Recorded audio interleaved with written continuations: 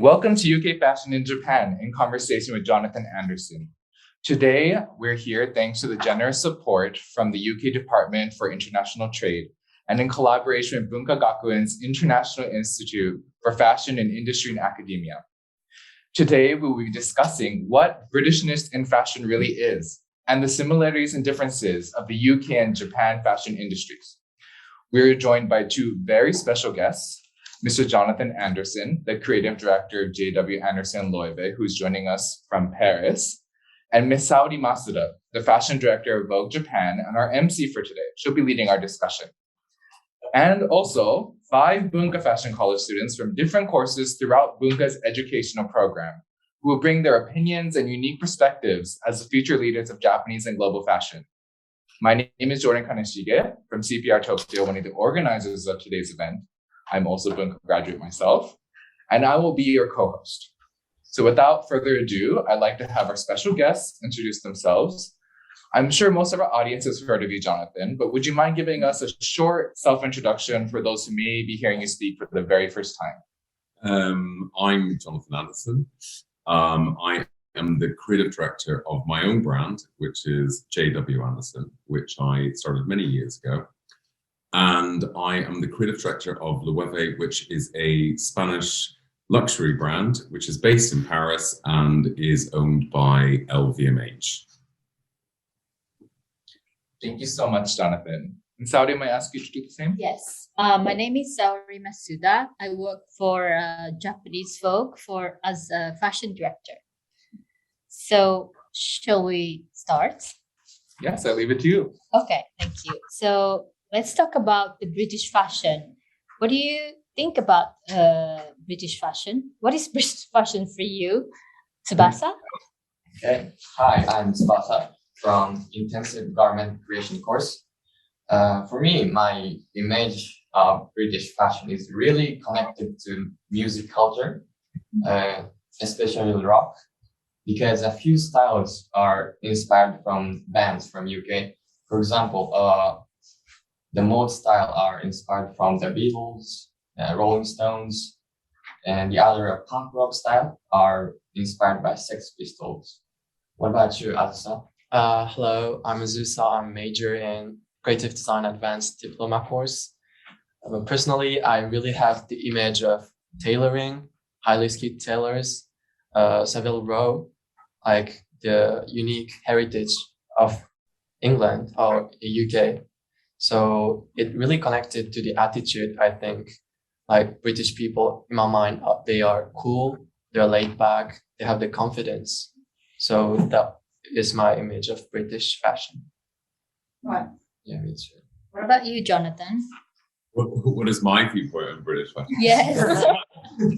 I'm originally Irish, from a very small island in Britain. My viewpoint always has been on the idea of British style is that it is very kind of associated to a youth cultural movement. So where you have people that are very famous designers that have come out of Britain have usually been kind of influenced by subcultures and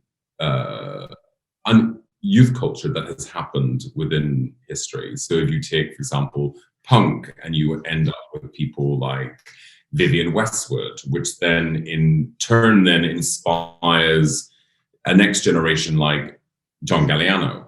And then at the same time, then you have the historical anxiety that comes from, say, someone like Alexander McQueen. So I think for me, Britain is about this idea of, the idea of music, the idea of a cultural movement, but ultimately it is rooted in this idea of new subcultures that come out of it. Is always been my kind of viewpoint on style. Even when you look at Savile Row tailoring and how it evolved over the years, if you look at the 70s, you had tailors like Mr. Fish, who was, more of an extreme version of tailoring in that period, which was connected to music of that period. So you also are very much influenced by the youth culture of England. Yeah. The way in which when I started my brand, when I was a lot younger and I was at university, I was very obsessed by this idea of gender and how gender was playing into, when I would go out clubbing, what did it mean? Like why people wore certain things and what younger people were dealing, or my generation were dealing with in terms of gender. And it wasn't in a weird way about unisex. It wasn't really about androgyny. It was more about personal choice. You know, it was what, you know, it was a kind of need to dress in a certain way. And I think when I look back on that period, which is now nearly 15 years ago, I think a lot of that came out of this idea of like where fashion historically had looked at kind of gender in terms of a kind of like definitive boxes, you know. So if you look at Jean-Paul Gaultier, it was kind of a representation look of fetish or representation look of queer culture in a kind of more literal sense. It was more kind of decorative. And I was kind of, when I started, I was really into this idea of like, what is the kind of psychological effect of a man wearing a shirt and a woman wearing a shirt, or any gender wearing a shirt? What did that mean, you know? And I think there was something definitely in that moment where, you know, we're in a moment of rap and, you know, we're in a moment of TikTok. We're in a moment of, you know, self-expression to all limits. Whereas in that period, it was very about indie music. It was like the Baby Shambles. It was a very different period. And I think what it was about was kind of self-expression through this idea of being comfortable of oneself, ultimately. Right. Nagisa-san, I know you're interested in the... Yeah, because you mentioned it. Since you mentioned it already, hi, I'm Nagisa. So since you said it's rather about your personal choice in fashion, rather than just like unisex clothing, is that the reason why you focus on gender fluidity in your collection a lot, so they can have their personal choices when they pick up the clothing, or then when they choose their own styles when they dress up? Mm-hmm. My whole philosophy has been that you can never tell the customer what to do. The minute you tell a customer what to do, then you end up cornering the person into a certain dynamic, you know? So and plus it gets really boring for me, because then I end up, you know, making a look and then someone wears the exact look. What is nice is that you make something and then you let go of it into a creative world, and then people do what they want with it, you know? Everyone's a different body shape, everyone has a different kind of aesthetic. So it makes these garments, which ultimately go down a runway in one vision, become hundreds of different versions of what it could be, you know?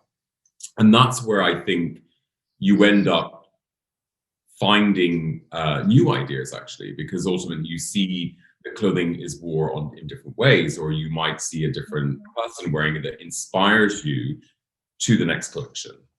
Like more experimental, you would say?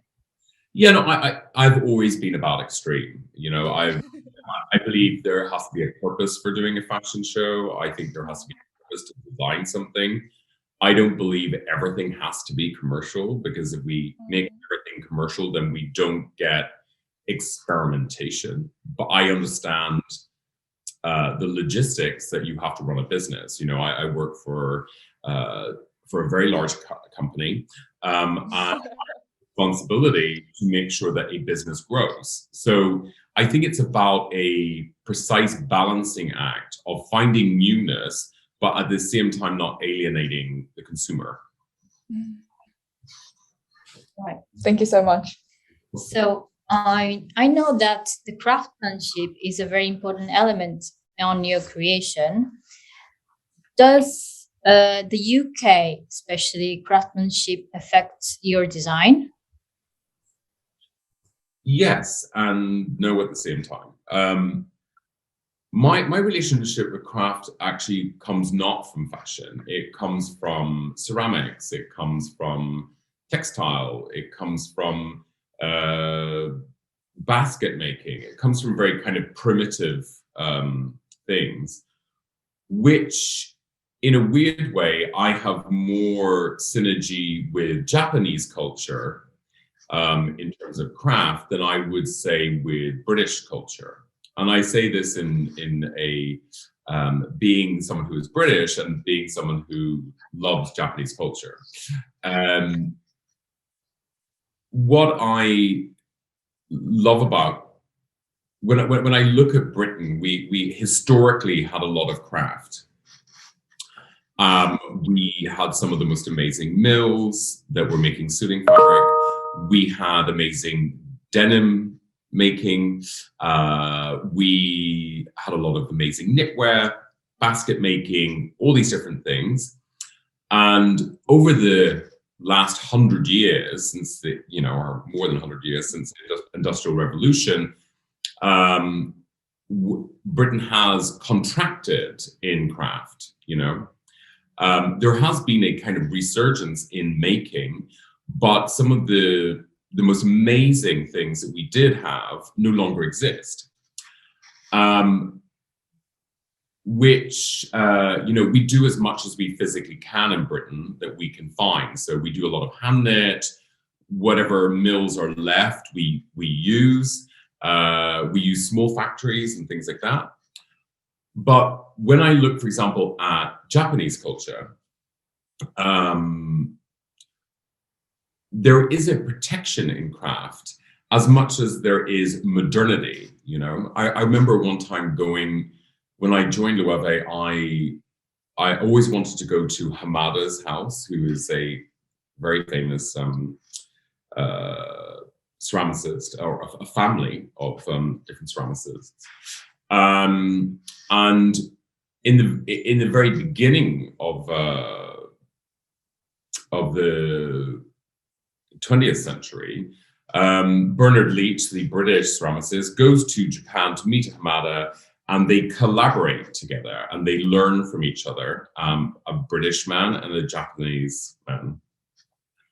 And what is interesting is that when I went to go and see the son and the father, there is a kind of thing in Japan where you protect craft. It is seen as, people are national treasures.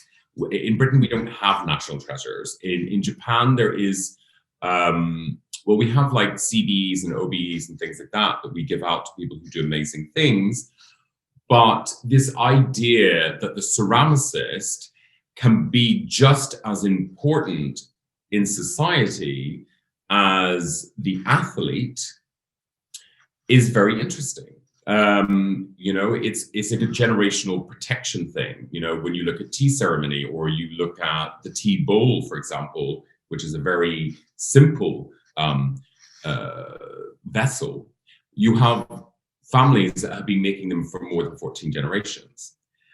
And I think this is something where Japan is one of the leaders in the world in terms of protection of craft, because it is about the next generation. And I think sometimes Britain can learn from that, because I think it's about how do you protect these things. But Japan is very good at it.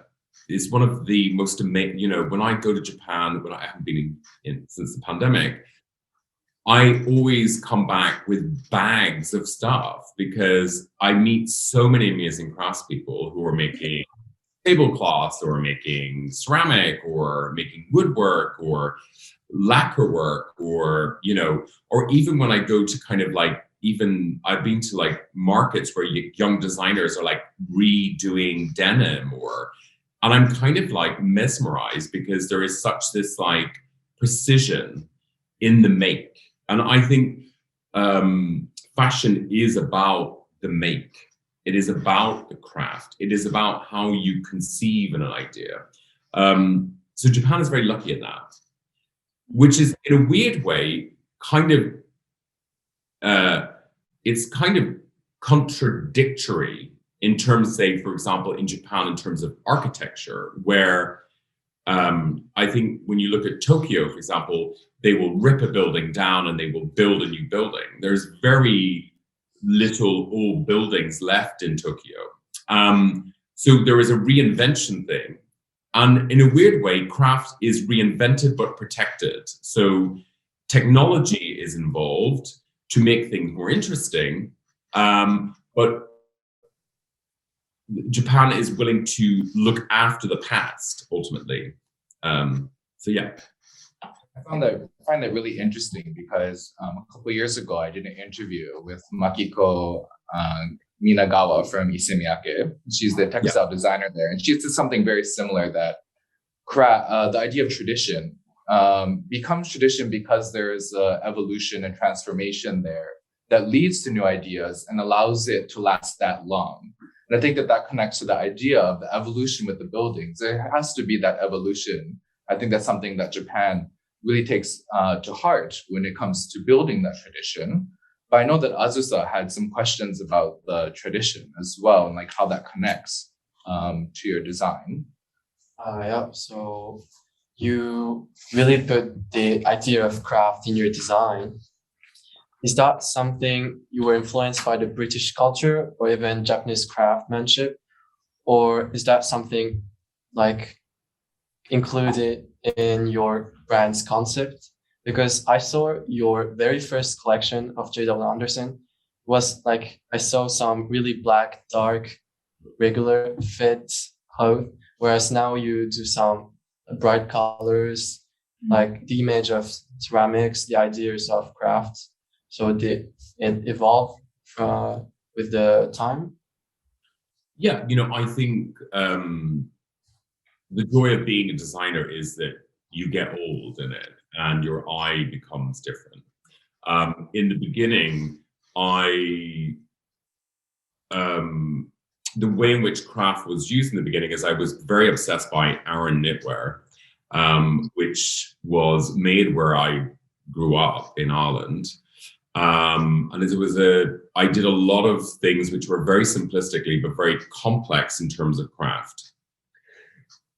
And then as I started doing more menswear, I kind of became obsessed about this idea of the silhouette, this idea of the black silhouette, the idea of a pair of ruffled shorts with knee-high boots and a bustier.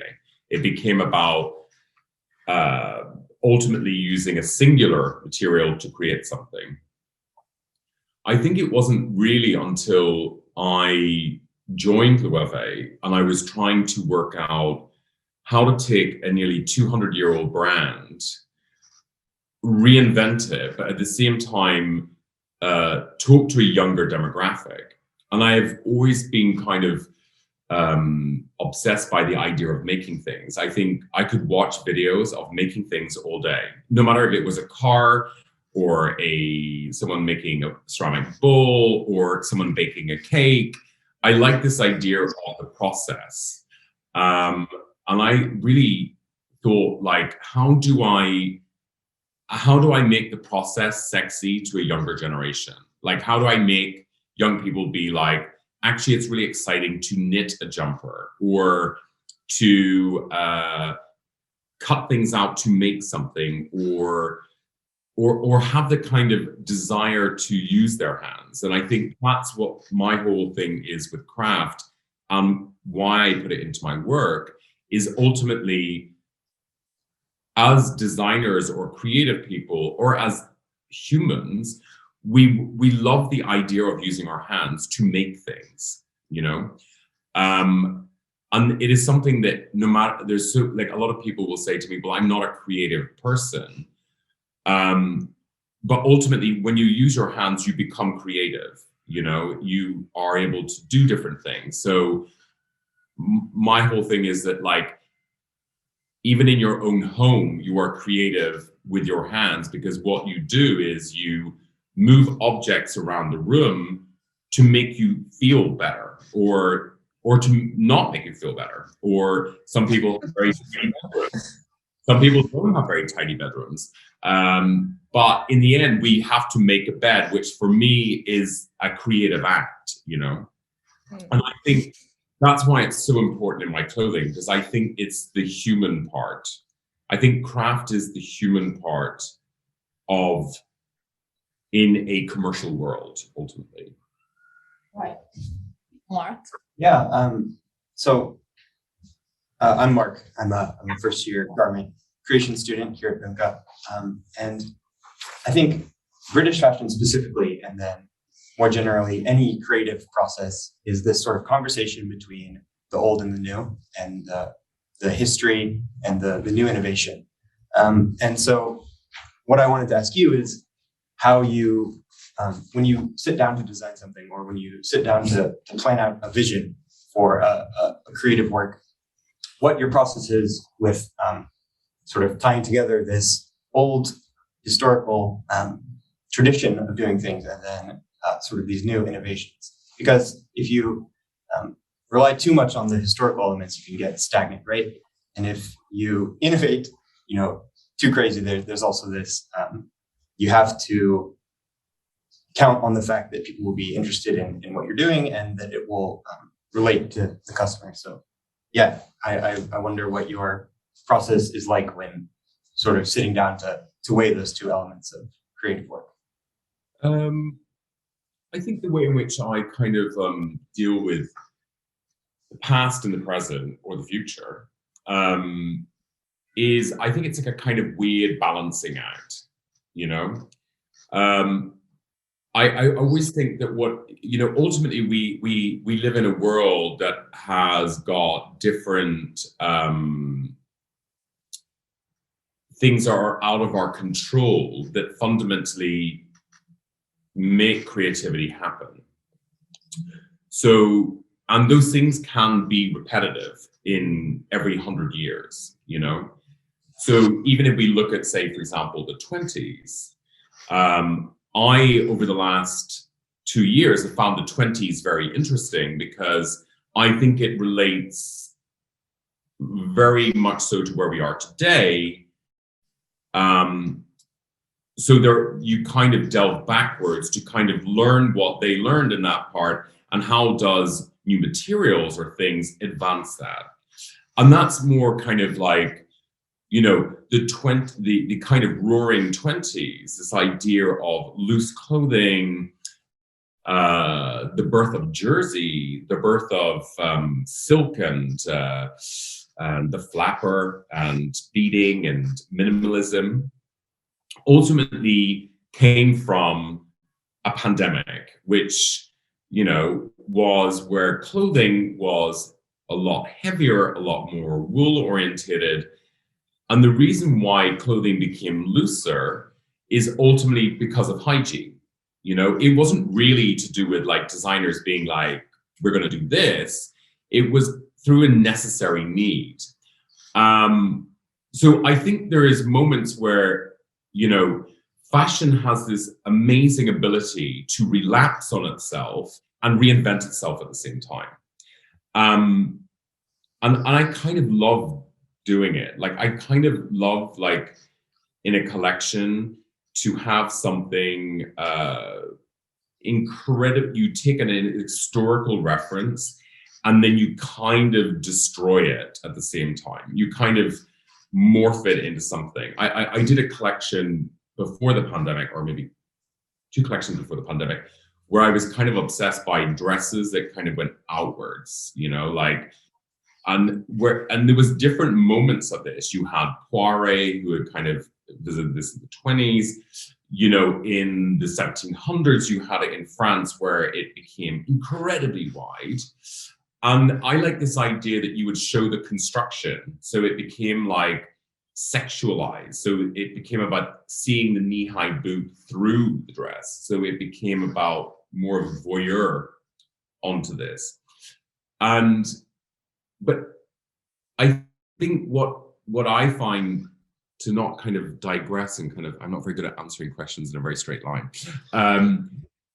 What I find really interesting about the idea of past and how do you marry it to the future, what I think is really weird and interesting about this period is that we live in a new kind of generation.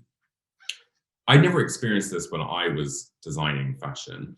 When I first started, this was like before this is when I had a blog, and then suddenly we had like Facebook, Instagram, TikTok, like, I mean, there's so many platforms all around the world that we suddenly, as a kind of creative society or people who wanted to engage in fashion, which ultimately there is always going to be a past in fashion. The next generation became obsessed about the idea of ownership in fashion, this idea who owns what. But when I started fashion, it wasn't about that. You had greats like John Galliano and Alexander McQueen who were able to take all these different references and represent them, and we're fine to look at referencing. You know, we're fine to kind of look to Poiret or look to Worth or, you know, or be influenced by Japan, you know? And now we end up in a very weird part of like how we deal with the past and the present, is that we are in a kind of weird sort of society moment where we are more excited about who owns what and how do we destroy that, because we want to kind of show that we know more, you know? And this is why I find this period, in terms of the idea of looking to the past and looking to the future, one of the most exciting moments, because we live in a kind of weird, secular kind of paradox, because ultimately we want the industry to change. We want the industry to become better. We want the industry to look to the future of technology, environment, design, gender, inequality. But at the same time, we kind of want to keep it trapped within its own thing. So in a weird way, when I look at what I do, when I'm meeting these two kind of like hot and cold like water, I'm always trying to look at a way that you are proposing a question to the audience of why we make clothing. I always feel like everything I do, there has to be a why. Why we put two things together. Because that's where excitement comes from, I think. Right. Do you have any further questions or? Talking about why, your latest collection, women's wear, why did you use like the tire shop or the tire as an like part of the look? Why did I use the tire as the background? Yes. I think I was obsessed about this idea of we're in a moment of outrage on things. There is gender outrage, there is inequality outrage, there is we are scared of so many things. And I wanted to kind of look at the idea of the Pinup Calendar that you would have in a garage of a naked woman, which in today's society is kind of now, rightly so, should not be viewed in that way. And I wanted to kind of flip it so that the girl in the image becomes empowered, and the location of where the calendar would have sat in a men's environment, in a men's garage, while fixing cars, the girl is in the environment where the calendar would sit. So it was kind of about a reference of really kind of saying, well, you know, where we sit in society does not matter. It is how we own it and how we make sure our message is heard. So it was really not about the collection per se, but it was more about the idea of the pinup today. If that answers that question. All right, thank you. It's clear now. Okay, so I would like to talk about sustainability. Yeah. Which is a big topic in Japan, of course, worldwide, I guess. What is your idea of sustainability in the UK fashion industry? What is my on the UK? I think it's not really, I can't really speak in regards to the UK. I think ultimately it's a global thing. My viewpoint on sustainability is incredibly clear. I see myself as a realist. Like, I like things that are real. I don't like things that are fake. I believe that in every industry, fashion is right up there with the car industry, the oil industry, the telecommunications industry, the food industry. My viewpoint on sustainability is, if we are going to do something, it has to be rational and it has to have a timeline. We are, as a society, unraveling the Industrial Revolution. It will not happen overnight. So if you're going to do something, you have to do it with full transparency, and it has to be real. It cannot be a PR marketing technique. It has to be done on all levels of the business, from travel to how much water is used in leather, how much water is used in denim, where can we improve as an industry together. It cannot happen one company at a time. It has to be led by governments with rules.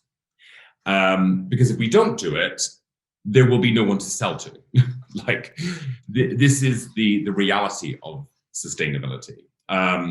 It cannot be something which is used as a selling technique.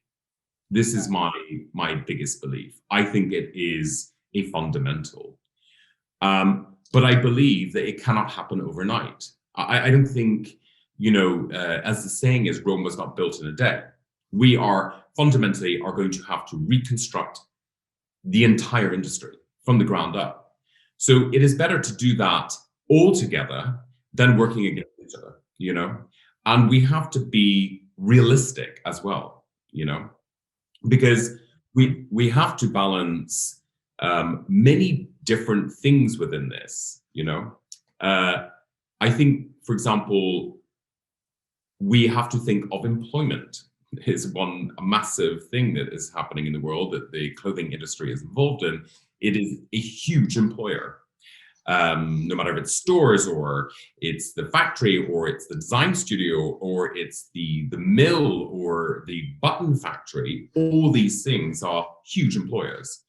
So I think as an industry, the idea of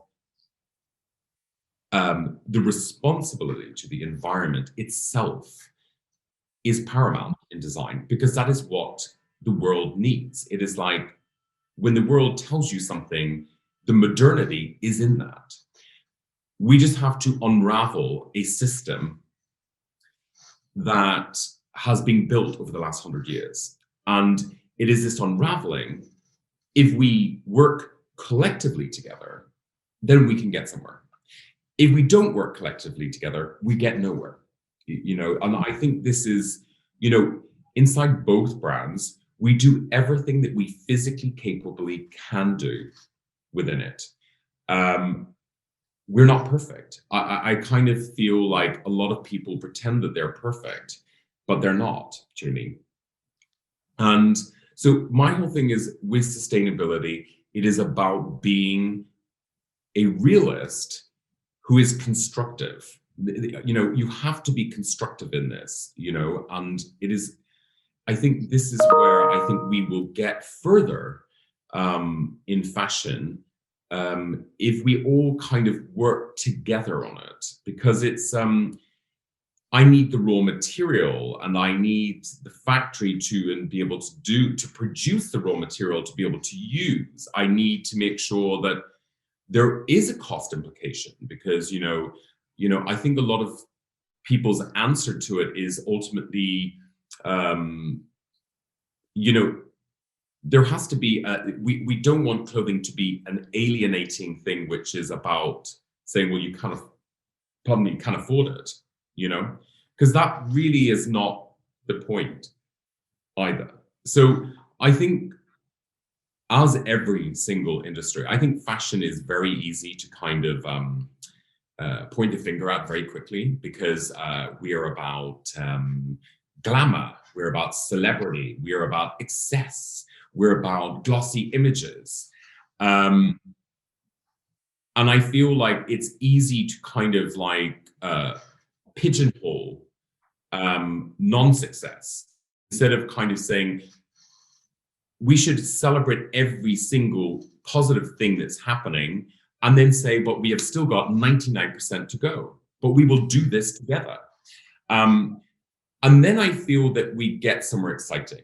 I feel like, the minute it kind of, I remember when I was younger, I remember being really scared of the idea of acid rain. When I was a kid, there was like TV shows which were all about acid rain. And I used to be like, I was like, oh, where am I going to, like, I remember Leonardo DiCaprio was like the head of this campaign, and it disappeared. It was like I never heard about it after that.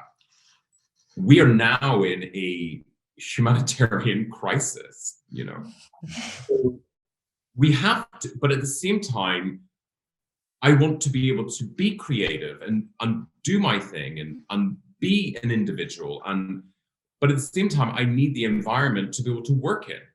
So in a weird way, if we collectively kind of go towards something, then my whole thing is, if we're able to go to space, we are able to sort this problem out. It's crazy. So, but it takes society to move forward, and sustainability has got many different factors involved. I think as a designer, I'm not going to say that I know everything. I don't. I think we do as much as we physically can, and when we do it to the best that we can. Can we do more? Hell yeah. Can everyone do more? Yes, of course. But I think there needs to be more government action. I think there needs to be more kind of leadership within society, that we need to be able to improve technology to be able to get there. We need to be able to work out how to deal with taking waste and making it into interesting things. Do you mean? Because ultimately, the other factor in this is, population has grown at a crazy rate. I always do this thing where I type in when I was born, and I look at the population, and I type in today's date of what the population is, and it is quite baffling. It makes me feel like I was born in the 1800s or something, because it's sort of, the jump in population is giant. So all these factors come into where we need to go. And I don't want to whitewash things. I hate saying that we, in fashion, I hate when people say, well, we are carbon neutral, but it's impossible to be right now. You can offload it, but that problem pops up somewhere else, So I think the fashion industry, like all industries, are probably 1% along the line of the 100% that we need to go. But it is society, it is everyone, because ultimately this is, is happening in the oil industry. It is happening when you turn the light on. It is happening when we waste food, or when we do all these different things. So I think I would love to sit here and say I have this solution. I have the dream and I have the ambition to work towards that. But are we 100% there? I cannot sit there and say, yes, we are, because we're not, because I think that would be being dishonest. And I think, but I know that in society we will do it. It's going to take time. And I hope we have enough time is the biggest question. Oh, right. I guess Yuki has a question. Like you talked about this earlier, but like for a single piece of garment to be made, it can take a tremendous amount of time, craftsmanship, effort, and skill. But this cost very often does not translate well to consumers' sense of value to purchase clothes. So like how can we as an industry tackle this miscommunication that has been around for the longest time? Like, do you have any idea to approach to the consumers or the world? Well, this maybe kind of then goes back to a bit about sustainability as well. My whole thing is when I get up in the morning, I always, when I watch the news or I flick through Instagram or I look at Netflix or I watch a film, I always think to myself, if we looked at clothing where we actually realize it's made by people and it does not grow on a tree, you know, I find sometimes when I look at the price of a t-shirt, I think that maybe society feels that the t-shirt just comes out of this like tube that just like, you know, makes it. It just blows out of it. So they just grow on trees somehow, that they just magically appear. I think if we understood the supply chain and the make of something, we would then understand the value of it. And we would then look after this product. Do you know what I mean? And we would understand why it costs this much. And then that's why we would only buy so many of them. Do you know what I mean? Because we would have the value of it, you know? Yeah. I think the idea of a t-shirt in today's society costing less than $2 is impossible. Like it is just technically impossible, you know, because someone has to make it and be a very skilled person to put in the shoulder line, to do the side seam, to attach the rib around the neck. This is a skill. And I think the end consumer needs to realize that that skill is not something which is a lesser skill than someone who works at Apple. Like this skill has been done for hundreds of years, and it therefore, if we want things to be made beautifully, we have to protect this. And you know, there is things that can be exemplary versions of things. You know, we have couture still today. They are exemplary versions. They take thousands of hours, and that is why they cost this amount of money. There has always been in society people who can afford it and people who cannot afford it. This is the history of the world. You know, this is not a new concept. But I think sometimes if we kind of reinforce this idea that that fabric, you know, it's like it's so interesting. I find sometimes it really interesting that like people don't realize that buttons can be made from shells and they are handmade and they take time, you know, and it does cost money because ultimately you want to pay the person what it's worth. So, you know, I think sometimes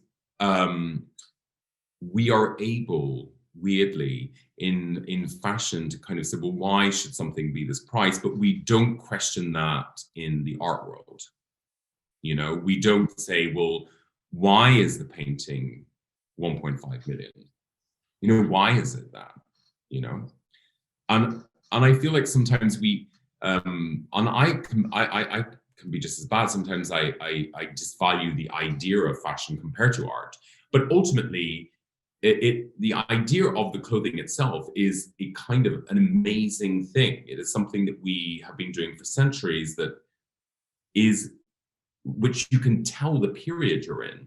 It is a very important piece of information. So I think if we give more value to the make and more value to the idea of this garment that we should look after and try to wash better and look after it, then we would have it for longer, you know? And then we might get our value out of it, you know? It's like a car. When you buy a car and you drive it off the car lot, it loses its value. Like that, you know? And I think we sometimes have approached this same thing with clothing because we're just like, well, there's more of it. We will just get rid of it. Instead of saying, well, I want to keep that. Like, you know, when I get a sweater, I'm going to wear it until there is no sweater left. You know, if it gets holes, then it's great. It's even better. You know, and, you know, I think these are things that, you know, I think the next generation, younger people, are starting to do. I think they're starting to kind of realize that there is like, you know, there is value in something that is made by people. And if you can't get it new, you can still buy it old, you know, or you can still buy vintage and it's still just as exciting, you know. I don't know if that answers the question, but it's sort of around there. Thank you. Like in my opinion, once like economics is involved, people stop worrying about who the jobs are outsourced to, and that makes kind of amorphous manufacturing process and made or making tragic problems like Rana Plaza. So, but we can aware that and learn from our mistakes. Yeah, you know, the great thing about society is that, like, if you remove religion from it, and we were to take like one concept from this idea of like how society was built, we should be able to learn from our mistakes, but to not be judged on them. You know, we should be able to improve or allowed to improve, and we should encourage society to make mistakes and to improve, instead of kind of destroying and never forgiving. You know, this is the thing. I think we don't get progress without it. You know what I mean? I'm not a religious person at all. So, but this idea of, you know, forgiveness is very important, I think, within everything in society. And this is not to do with just fashion. I think we should be able to encourage to do better in the factory floor, to do better in sustainability, to do better to the person you say hi to. You know, these are things I think when I look at younger people, this is what's happening. People are starting to realize that if we do not kind of look forward in a positive way and do not help each other along, we end up getting into a very kind of negative environment, and negativity gets us nowhere. Thank you. Would you like to ask questions? Yeah.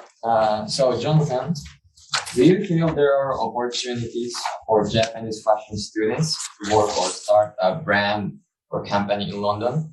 And what skills do you think are the most important for that? So just say the first part of you cut out at the beginning. What was the first part of your question? Okay. Do you feel there are opportunities for Japanese fashion students to work or start a brand in London? Of course. So, and what skills do you think are the most important for that? I think you need to have patience. I think I'm not very good with patience, but I have learned patience as I do my job. I believe you can start a business anywhere in the world, ultimately, as long as you believe in what you're doing and that you know that it's not going to happen overnight. I think you need the patience to be able to, as we were saying earlier, to make mistakes and get better. You know, I think what I like, why I opened a business in Britain was, what I like about London for me is it's like this melting pot. It's like, you know, it's this like kind of like bypassing of different people from all different parts of the world. and, I moved to East London. So that was before it became very trendy. And you could start a business as a stand at a market, and grow from there. I feel like it's got this sort of kind of like do it yourself kind of approach in fashion. I think, for example, Vivienne Westwood is probably one of the greatest examples of someone who started from nothing and built something. So I think there is this. I think there is an openness in Britain. Britain is going through a very complex Brexit moment and all these different things, but the people in it, the creative people that come to Britain from all around the world, I think fuel what fashion and making business can be. Like we still have Savile Row tailors still going, because I think has always been this obsession about starting businesses that are involving clothing. I don't know what it is. And it doesn't matter how big they are. Sometimes in France, everything's very big. The brands are huge. But I quite love in Britain that you have small brands, and you have brands that only make knitwear, and you've got brands that only make ties, or you got somebody who makes amazing jewelry. And it's sort of like, I think there is an openness that you can create that. If you know what I mean, there's a kind of creative feeling towards business, Thank you so much. So thank you, Jonathan. So based on what we talked today about Britishness and craftsmanship and sustainability, where do you think your design philosophy is going in the future? I don't know. Sorry. In the future. Because, yeah. I don't know. I think since the last women's wear show the very first show after the pandemic was LOEWE. I did it, I feel quite recharged, weirdly, in terms of design. I feel quite excited about design. Where is it going? No idea. Have you changed yet? This your philosophy, do you think it's I'm sure it's gonna change, but like in what way, based on you Irish, but combined with all the characteristics you have, and also this pandemic? I think I'm at a point in life. I think what the pandemic did to me was I actually enjoyed the pandemic at the beginning. Because I've been, running around flat out for 8 years. I think I was doing something like 10 international flights, like long haul flights a year, and traveling every week back and forth from London and Paris. And it was actually quite nice to actually have 3 months of not going anywhere, and actually sitting and being bored, being missing people and missing the idea of being in the studio and being grateful of what I had. Do you know what I mean? I think sometimes we move through life and we forget what we actually have around us. And I actually felt better, weirdly. I felt like I got up in the morning and I didn't feel like I had a headache. I got up in the morning and I was able to go for a walk and do things and think to myself of why do I do fashion and what do I want from it? So I think it helped me to focus. I think what I'm doing in both brands is I don't care anymore about the industry and pleasing the industry anymore. I'm more excited about what turns me on all the time. I'm only going to make stuff that I care about. I don't care if journalist B likes it. If the buyers don't like it, then that's their problem. I just want to make clothing that excites me. It's sort of for me, it was I like this idea of that fashion can make some sort of weird realities. I like this idea of, a heel that was going through an egg. I wanted dresses that kind of looked like you were being kind of like there was like some kind of broomstick through your body and it was like poking out. I wanted things that were like non-realities, you know? And so I think in a weird way, I'm excited for the next part because I think there's so many amazing young people that are doing really interesting things, and I have to keep them. I have to keep up. You know, I have to. You know, as much as I am the creative director of 2 brands and things, I have to still be relevant. You know, I think sometimes younger people think, oh, wouldn't it be great to? It must be so easy, and you know, when you have all these like things around you and you can do everything. But I have exactly the same anxiety every morning, which is, am I still relevant?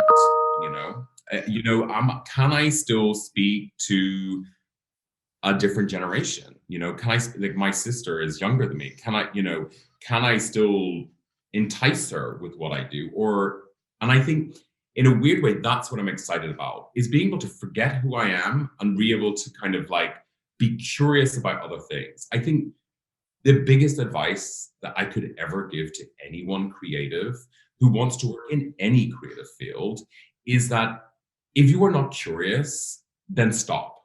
Like, you have to be curious. Curious about different cultures, curious about different people, curious about, and there's so many things that happen in a day that I'm like, wow, how did that happen? Like, how did they, you know? And I think it is through curiosity that we find interesting things about ourselves. It might be a TV series you watch and you're kind of like, I'm so curious that someone actually made that something that bad, you know, or you know, there's all different things you will see, you know. And I think the minute that you do not have curiosity, then it's very difficult to create, you know. Wow, amazing. So we just look forward onto your next collection. Yeah, let's see. Yeah. Thank you so much. Sorry? It might be a disaster. We never know. No, we never do disasters. Thank you so much.